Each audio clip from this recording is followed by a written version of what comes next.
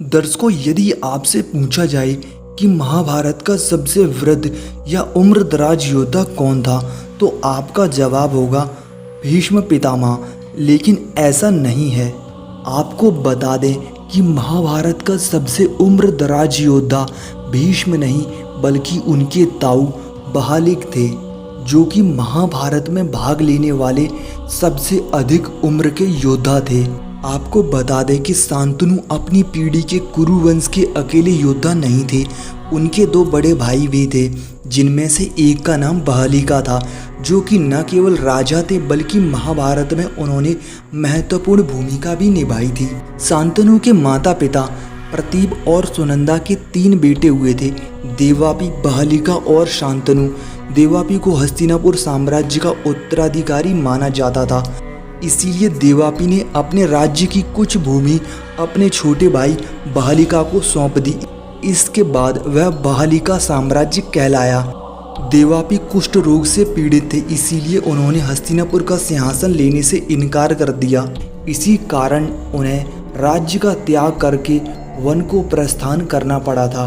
तो बहालिका के समर्थन से ही शांतनु हस्तिनापुर के राजा बने।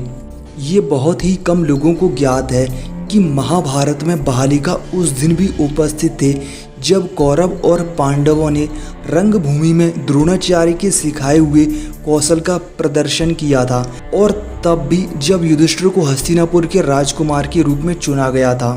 इसके अलावा वे तब भी उपस्थित थे जब युधिष्ठिर ने खांडव प्रस्थ में अश्वमेध यज्ञ किया था। नकुल ने बहालिका को चुनौती भी दी थी, लेकिन बहालिका ने चक्रवर्ती राजा के रूप में युधिष्ठिर को स्वेच्छा से स्वीकार कर लिया था।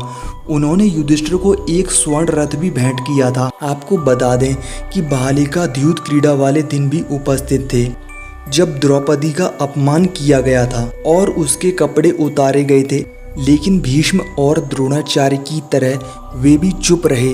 उस दिन आवाज उठाने वाले 2 ही पुरुष थे, विकर्ण और विदुर। कुरुक्षेत्र युद्ध में बहालिका और बहालिका साम्राज्य की सेना कौरवों की तरफ से लड़ी थी। भीष्म बहालिका को अतिरथी और उसके पुत्र सोमदत्त को महारथी मानते थे। 9वें दिन बहालिका ने दृष्टकेतु के साथ युद्ध किया। भीम बहालिका के रथ को नष्ट कर देते हैं, लेकिन दुर्योधन के पुत्र लक्ष्मण ने बहालिका को बचा लिया। बहालिका युद्ध के 13वें दिन अभिमन्यु की अधार्मिक हत्या के मूक गवाह बने रहे। 15वें दिन सात्यकी बहालिका के पुत्र सोमदत्त से युद्ध करते हैं। बहालिका उसके बचाव में आते हैं, लेकिन भीम उन्हें रोक देते हैं। बहालिका ने भीम पर एक तीर मारा, जिससे वे बेहोश हो गए। होश में आने के बाद भीम ने अपनी गदा का प्रहार बहालिका के सिर पर किया, जिससे बहालिका की मृत्यु हो गई। सात्यकी ने बहालिका के पुत्र सोमदत्त और उसके पुत्र भूरिश्रवा को मार डाला। युद्ध के 13वें दिन अभिमन्यु द्वारा भूरिश्रवा के 2 पुत्र प्रतीप और प्रज्ञा की हत्या कर दी गई थी। महाभारत युद्ध के दौरान शायद बहालिका की उम्र 200 वर्ष से भी अधिक रही होगी। दर्शकों, हम आपको अगली वीडियो में बहालिका से जुड़ी और भी रोचक तथा रहस्यमयी जानकारी देंगे। अगर आपको ये वीडियो पसंद आई है तो वीडियो को लाइक और शेयर करना बिल्कुल भी ना भूलें। यदि चैनल पर पहली बार आए तो चैनल को भी सब्सक्राइब कर लीजिए।